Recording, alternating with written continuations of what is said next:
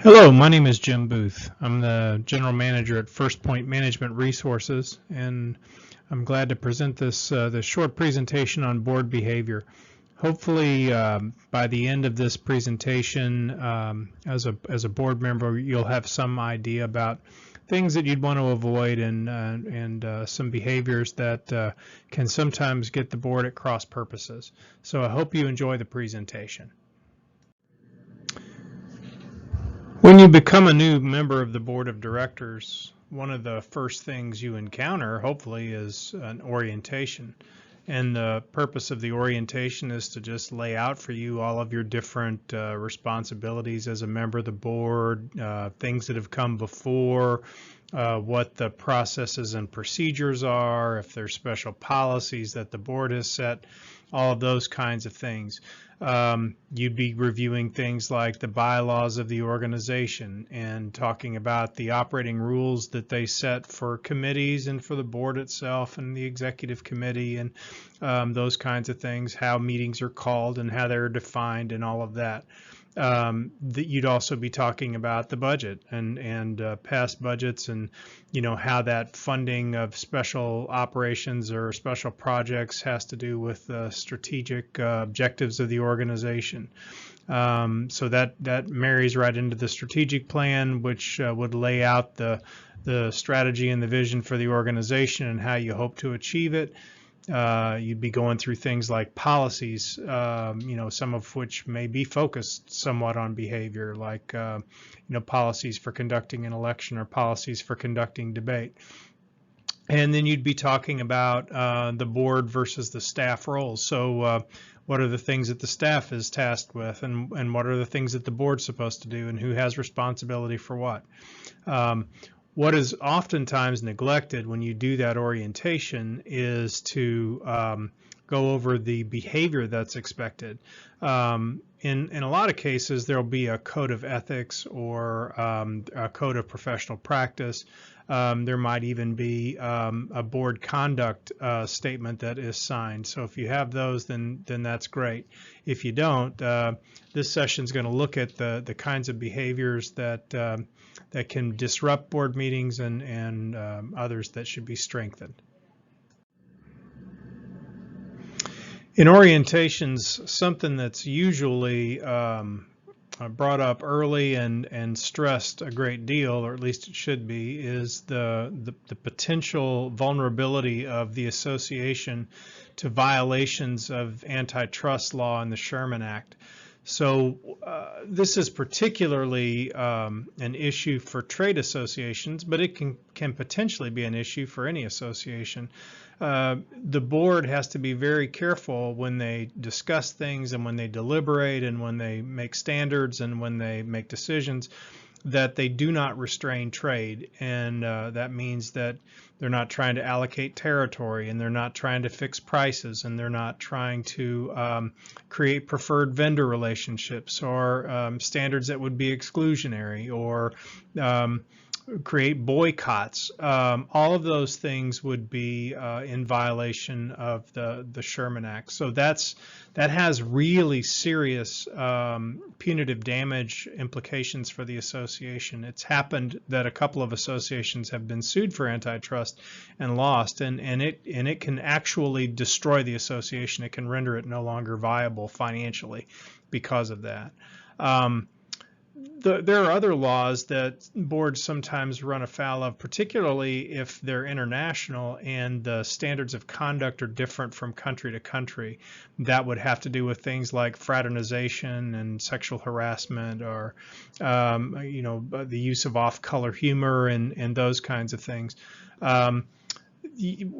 In global organizations, that has to be handled more delicately because there may be nothing at all wrong with that in a person's native country, but the standards of conduct that are neutral have to be created around that. So at least if you're within the United States or a particular state in the United States, board members really ought to know better by this time, but sometimes they don't. They just They engage in these kinds of activities, and it can cause bad feelings between board members and staff.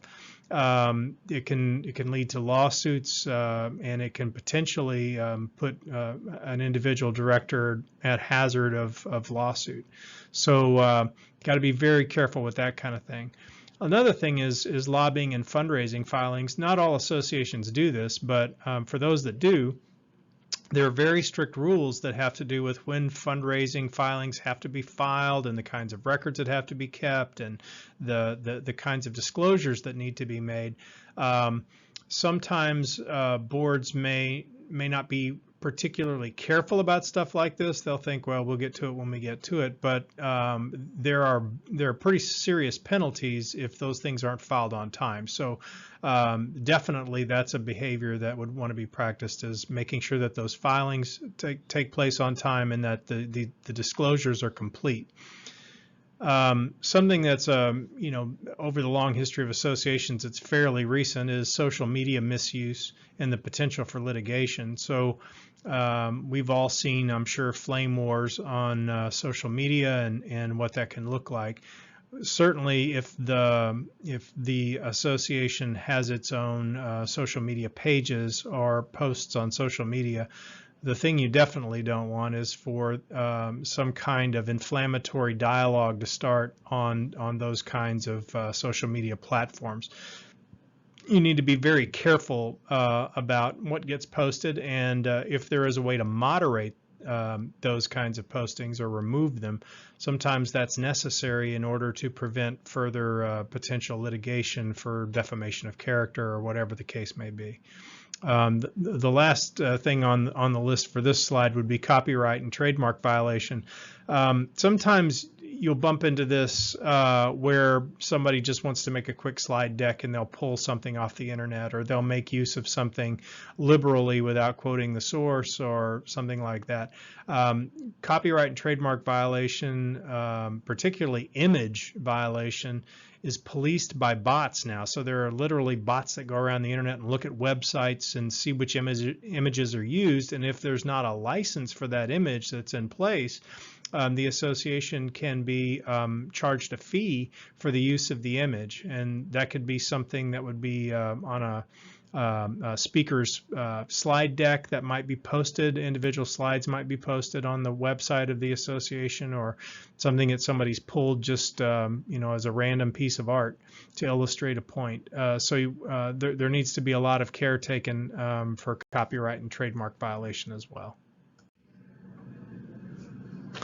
There's always the potential for problems with conflicts of interest. All board members should be operating under a duty of loyalty, which means, the association is your primary concern when you're functioning as a member of the board. When you're acting as an individual and you're off doing individual things, of course, your own interests and those of your family and friends would come first. When you have a board meeting and some item is coming before the board that you have a personal vested interest in, whether it's you are somehow related to someone who owns the company, or you could directly benefit as a person who would be paid to work on a grant, or some other area where you can personally benefit, or you have a vested interest in the outcome, you have to disclose that. That's called a conflict of interest, and you have to let people know. The reason is you want the board to be able to make decisions without any particular bias. So they should be able to talk about something in a way where no person on the board has a specific interest that the vote go in a certain direction. They should weigh all of the merits and then make a decision in the best interest of the organization. So you need to disclose the conflict of interest, even if there isn't a conflict of interest policy. In many cases, associations will put a standing item on the agenda for every board meeting or executive committee meeting that talks about disclosures of conflict of interest. And if you if you don't have that on your agenda, it would be a very good idea to add it and explain to board members what these conflicts of interest are. You've got to set aside your personal wants and needs until you finish the board's business, and the conflict of interest policy is a way to do that. You can recuse yourself from discussion and voting, but still remain on the board. So you've stepped away from that particular issue. The board will decide it, and then you'll come back in and conduct the rest of the business as a member of the board or an officer, and that's basically how that's handled. There's another duty that you have to follow as far as the what are called the 3 duties, and that's the duty of obedience, which means you have to behave in a way that follows the rules and the law. The organization will have sometimes quite a number of documents that will spell out what the various rules are for different settings, and for conference related things, or use of logo, or all sorts of things like that. So where these rules exist, where these policies exist, you need to be in a position to understand what they are, to know how they apply, and to follow them. So your requirements as a member of the board are just like it says on the slide: know the rules, act within the rules, challenge other directors who aren't following the rules, and write down all the decisions in the minutes. It's very important that the board follow its own rules. Sometimes when members become irate with the board and sue the organization, they're suing them because they didn't follow their own rules. So there's a pretty wide latitude as far as the board being able to set the rules. So you have an opportunity to set rules and establish them. But once you establish them, you've got to follow them, and to follow them, you've got to know what they are. So understand what they are, act within the rules, and challenge other directors who are not following the rules to make sure they do that. A final duty that board members have to abide by is called the duty of care, which means you need to act responsibly. Basically, you need to act as prudently with the board's business and the resources and assets of the members as you would with your own assets. So being on a board is not an excuse to take unnecessary risks with things like investments, or with selecting a conference site just because you've always wanted to go to Tahiti. Those are not the kinds of prudent actions that you would take if you had the best interests of the organization and the members in mind. So you are always charged as a director to behave in a way that's responsible. You have to understand all sides of an issue. You are charged with selecting vendors and partners based on an established criteria that's not based on who's friends with who. So there are a number of examples that talk about prudent action and acting responsibly and carefully. And as a board member, you need to do that. One of the areas where behavior can get a little stretched is in board discussions, actual board discussions and debate. So just a few things to touch on here. If things are getting sideways, if tempers are getting heated and emotions are running high and things like that, sometimes it's a very good idea to try and reframe the discussion around the mission of the organization. The mission is the purpose why the association exists, and a lot of times if if the discussion and the debate's getting too far down in the weeds, it never hurts to turn around and reframe that discussion around the mission and say, all right, what are we talking about here, and how does it relate to the mission? How does this advance the mission of the organization? How does this help us accomplish our vision? Those are great questions that help reframe the discussion and maybe can take a little of the heat off. The second thing, all of the directors are on the board, or hopefully all of them are, to make a difference. They want to make a positive difference. So something you can do to help you frame what they're saying in an appropriate light is to assume that they have a positive intent. What they're trying to do then would be to benefit the organization. They just may see the course of action that they're advocating for as being the best way to do that, and not yours. So there are lots of ways to solve a problem, and a good board will talk around an issue and identify a number of different possibilities, and then from there select the best one. But by assuming positive intent, you help keep the conversation from getting too personal. A third item would be using agendas and parliamentary procedures for help. What's maddening to some directors is that a discussion can get way off base, and you can be talking about something that's completely unrelated to anything that's on the agenda, and is not likely to accomplish anything. That needs to be kept to a minimum if members of the board are going to stay engaged and the board's business is going to get done. So agendas are meant to help structure the conversation, and the presiding officer of the organization, when they're referring people back to the agenda, are doing that so that things get done that are supposed to get done. A lot of organizations anymore don't adhere to the full parliamentary process that would be established in Robert's Rules of Order. But that is there to help minimize these kinds of issues where there's a high degree of dispute, there are severe differences in opinion, those kinds of things. You can always fall back on those parliamentary procedures if things start getting very sticky, and then do it by the numbers. That can help a lot. If you don't have a resource there that's familiar with parliamentary procedures, it's possible to ask a parliamentarian to sit in on your meetings. You have to pay them a small fee, but in a lot of cases, if you have contentious board meetings, it may be worth it just to have them there to guide the process of debate.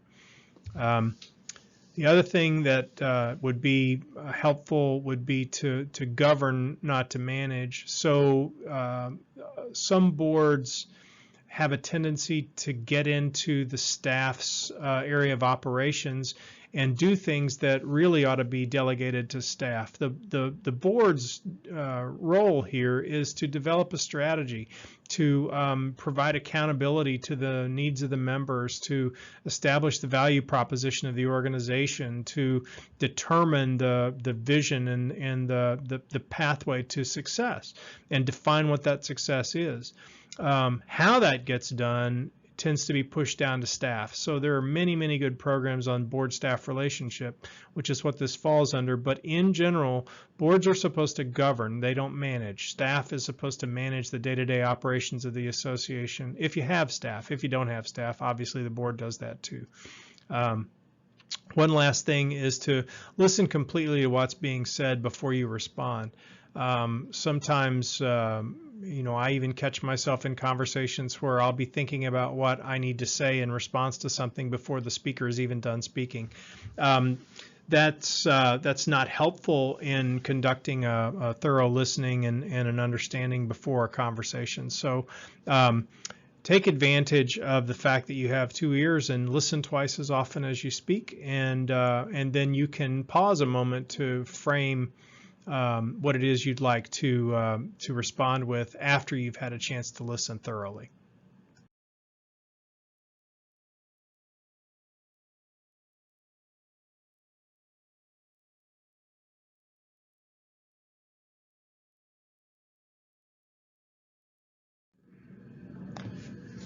So just to tell you about the first point in this last slide of the presentation, we provide board facilitation. We can sit in and try and help you through if you're having a difficult stretch with a board.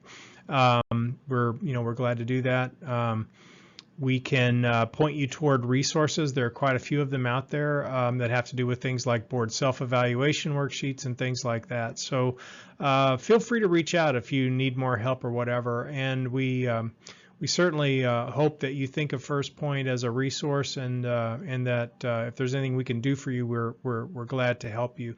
And hope you've enjoyed this short presentation on board behavior. Thanks very much.